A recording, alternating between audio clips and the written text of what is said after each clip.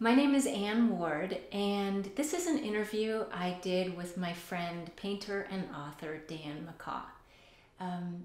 Dan is an amazing painter and such an inspiration to me, and I had the opportunity to visit him in his studio and talk to him about the power of facing the shadow self. Dan's done that in a series of paintings, and it seemed to me it's impossible to understand the light without first understanding the shadows. Here's our interview. So here's Dan's studio, which is an absolute joy to visit, and some of his beautiful paintings. And when I was there, I asked him, how long have you been engaged in this process, and why is it so powerful? Well, you know, basically my background is traditional. I came from that traditional background because that's all I knew, and that's what I was going to be, an illustrator. So I went to the academic side of it, of drawing, anatomy, perspective, you know, color harmony, design. But I noticed that even though there was something always tugging at me beyond that, it wasn't really until I think my two sons came into the picture and started painting that I started to broaden my own perception of things. And I think that was probably the main push towards exploring something deeper. I think, you know, again, going back to the start of creativity, I think creativity begins such an early age that the child is trying to do things that are new and creative and inventive for them, that they're discovering. And if the parent or whoever the guardian doesn't validate them or recognize it, then I think they switch until they do see some validation by the parent.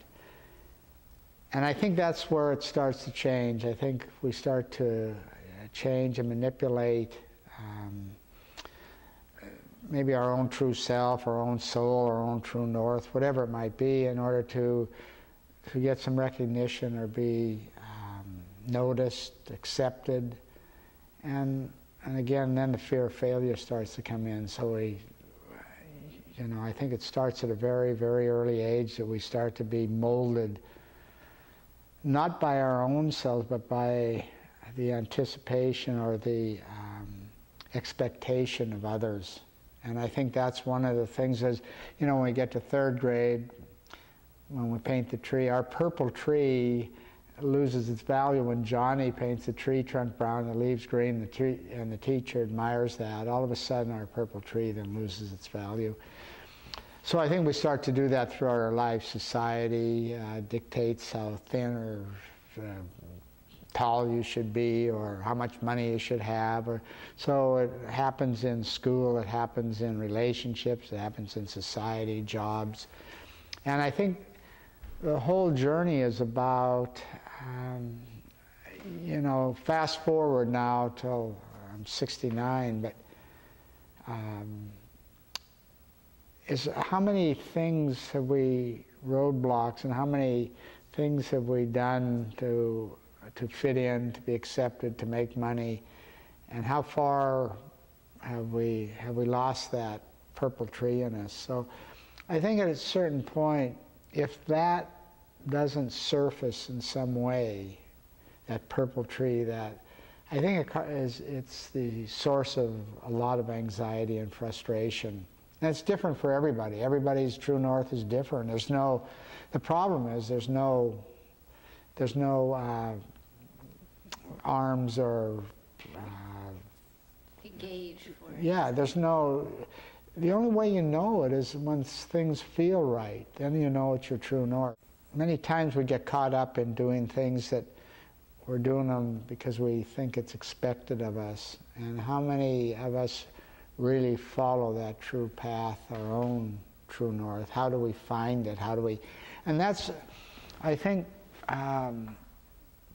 creativity, the arts in any form, performing arts, visual arts, allows some poetry, writing, allows some way of accessing that subconscious part of us. Most of the things, to me, in representational art were in the conscious level. You looked at something, the closer you made it look like that, the better. That was the objective. But now it's deeper than that. It's how do I get to that subconscious level? How do I get to that thing that's the only direction of it is, or the only tools are instinct and feeling and intuition. I mean, those are the guiding, those are the dials on the true north. And I think mine's been kind of a constant journey of knowing that there's something more to be expressed through art than I was doing. So mine right now is just a tremendously frustrating period in my life, but a tremendously exhilarating, because I think, whether we want to believe it or not, frustration is probably your greatest friend, because it's the driving force to get you to move off of that complacent, that it's so easy to fall into. You know, we all want the safe, predictable, and familiar. And again, curiosity or creativity lays in uncertainty, because the solution can be anything. Mm-hmm. But with uncertainty, what fills that gap is fear. And I think we're all afraid of fear of failure, rejection, humiliation, whatever it might be. So I think fear stops us from everything. These shadow series of paintings, these single figures, kind of represent a bit of Carl Jung's The Shadow, or the self, where I have them, their arms frozen at their sides, as though they're probably portraits of myself. Fear of trying or expanding or being individual. We have a fear, again, that it won't be accepted, or if what we really show, if I really show what we truly are, that we won't be accepted or liked, or whatever it might be. I think it's insecurity, probably, certainly, but I think it's just we've been so indoctrinated with, again, what people accept, and if we buy into that, thank God for the artists that haven't bought into that, because they're the ones that keep saying no, keep coming, you know, keep taking chances, keep trying different things, fall on your face, get up. And because I don't think art gives you anything that you don't already own. I think it awakens things in you that you already own. And I think those artists out there that you gravitate to or you're excited about are only mirroring something in you, you know. And I think that's what is so appealing to them, is that they're touching something in your own true north. And I think that's what makes their art exciting for you. And I think it also builds the frustration that you haven't done that, so you've got to search. And so it's, I mean, I think it's that holistic, that search for that satisfaction, or really I think it's a search to see who you are, to find out who your true self is.